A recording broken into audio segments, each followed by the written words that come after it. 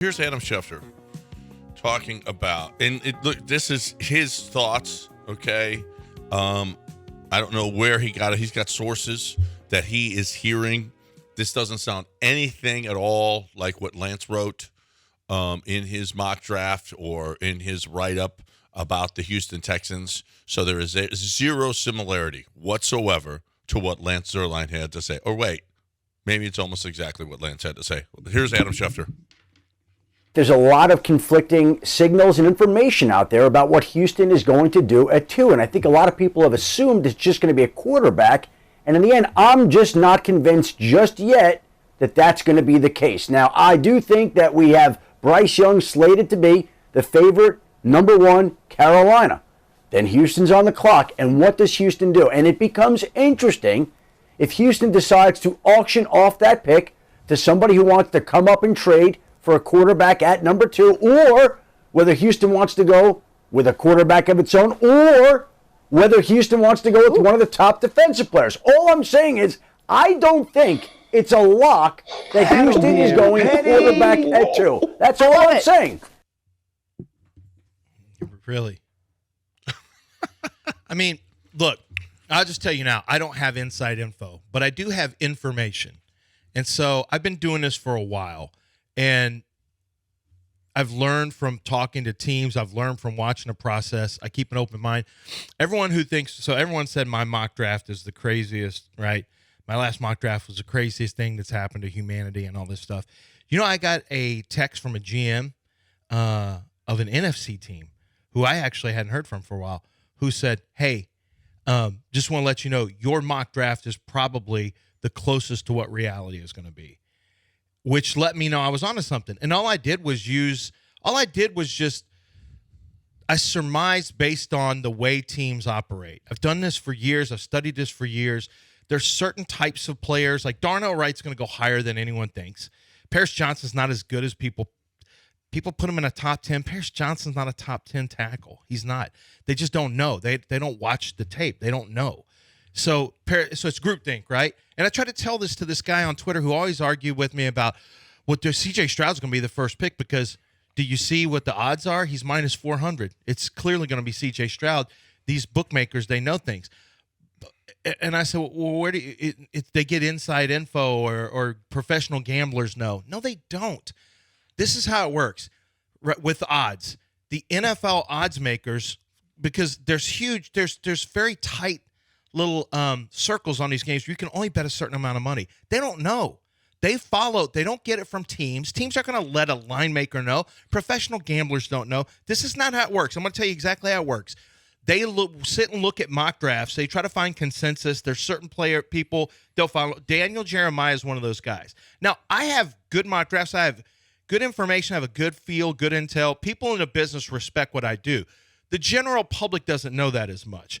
The line makers may not know that as much. They may, but they may not. But people in the business, when they see me and Daniel Jeremiah both doing something, and then Adam Schefter says something, all of a sudden it's a big swell, right? So now everything's going to rush back to CJ Stroud. And I tried to tell this guy on Twitter, he's like, what's going to be, not Stroud, but Young. He said, well, CJ Stroud's a big favorite, minus 400. He's going to be the first pick, line makers. I said, they're going off of everyone's mock draft. That's all they do. They don't know. They don't know. And so right now, I'm just telling you guys, and I told you this would happen. Carolina, all of a sudden, Bryce Young's name would start being mentioned. And now it's all Bryce Young. So now I'm trying to figure out, wait a minute. Here's why I think it's not 100. I think there's a better than 50% chance that it's going to be CJ Stroud, number 2 at the Texans. Okay? I'm going to put this out. I believe it's more like a 65% chance it would be Stroud because it's quarterback, and ultimately the owners are going to make a decision if they want to go quarterback. Here's what I'm hearing. I'm hearing that Frank Reich doesn't want Bryce Young. It's not a Frank Reich decision. What I'm hearing is that's an owner decision. The owner wants Bryce Young, and if the owner wants something, the owner's going to get it. Yeah. Unless they back off of it. Now, here's the thing. If that's true and they go Bryce Young, then the Texans obviously are faced with, do we get a quarterback now or do we wait next year where we have no idea if we may win 8 games, 7 games, 6 games, and The teams who lose may need quarterback, and we can't even trade up there to get those guys. But do we also want to draft a guy we don't believe in? I know that the rumors around the league, the rumors that I have heard is that C.J. Stroud did not score great on this S2. And there are a lot of teams, and I don't know if the Texans are one of them, to be honest with you. There are a lot of teams who highly value the S2 test because it's a processing test, it's a decision-making. We had the guy on from yesterday, right? So it has been predictive. The very best quarterbacks, Joe Burrow, Josh Allen, Patrick Mahomes, those are three guys who scored very high on S2. Brock Purdy was the highest scorer last year, and he did well. Now, he's also on a very quarterback-friendly scheme. Right. Yeah. Now, the question is asked of those guys, has anyone ever become a good quarterback who scored low? The answer over the last 7 years so far has been no. No one has. And the rumor is that I've heard, not through teams, but through other sources, is that C.J. Stroud's number is pretty low. And Bryce Young's number is extremely high.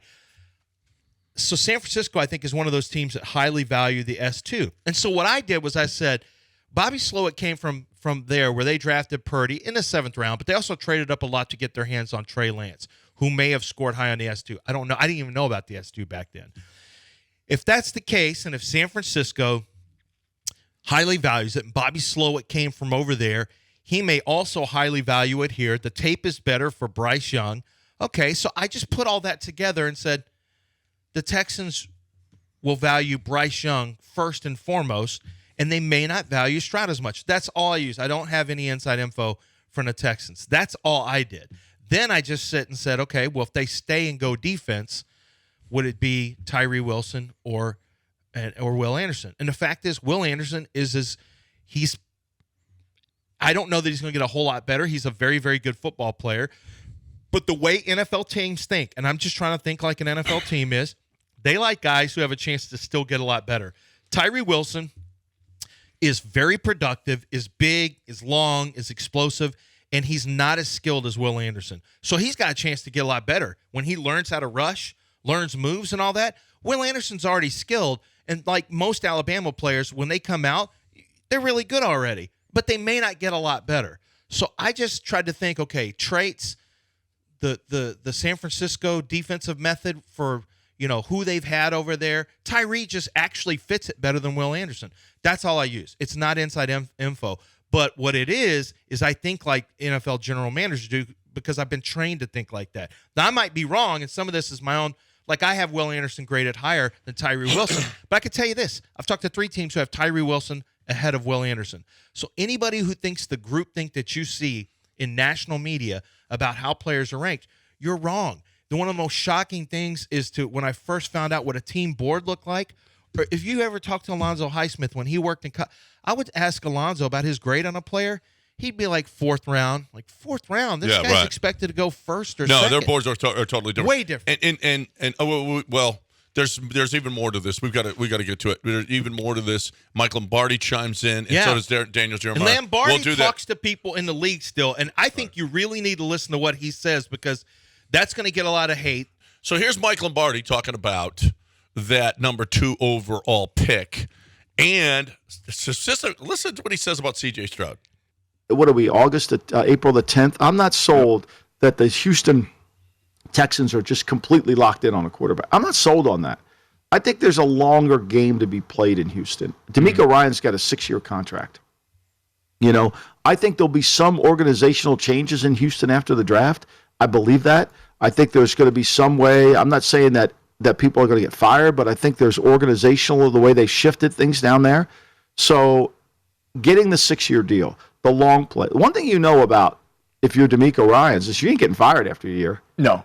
Right? Why not go 1-15 and get Caleb Williams? Yeah. Why not get the better quarterback? Why not rebuild the team, do exactly what Kyle Shanahan did in San Francisco, start slow and go from there? And then he goes on to say this about C.J. Stroud. I'm not sold C.J. Stroud is going number 2. C.J. Stroud's an interesting guy. When you talk to people in the league, they'll tell you C.J. Stroud is not. This is not a knock. This is just a conversation. Not an easy guy to coach. Kind of. You got to be really. He's very I think the word that people use is he's very not believing in what you're saying. And so he's a little bit challenging to coach. So it's not like he comes in and embraces it. It's a little bit, he's got a little bit different style to him. Is that where it's like he thinks he knows better? He thinks he knows a little bit better. Okay. He's probably hard to take to coach it. Not saying he's not a good player. I'm not saying that at all. I'm just saying the vibe that you get from talking to people that have interviewed him is he's not an easy guy to coach. And so what I've done is I've asked people, I said, I've heard C.J. Stroud's not an easy guy to coach. Yeah, and everybody echoes that back to you. So I'm not saying he's not a good player. I like C.J. Stroud. Would I pick him at 2? I don't know. I certainly wouldn't pick Anthony Richardson at 1, 2, 3, 4, 5, 6, 7, 8. Stop me when I get there. But I think you have to. I think if you have to understand where are they. The one thing we do know about Houston is there is no information coming out of there. There's not anything. The Texans don't tip their hand, and is exactly what you were saying. Have you heard that about C.J. Stroud? Tough to coach? No comment. No comment. Okay. All right. Lance just no commented it.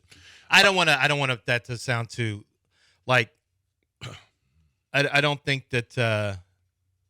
I haven't heard terrible things about C.J. Stroud at all. Nothing that would keep me from drafting him. Okay. So I just think that there's some. What about play on the field? What do you mean?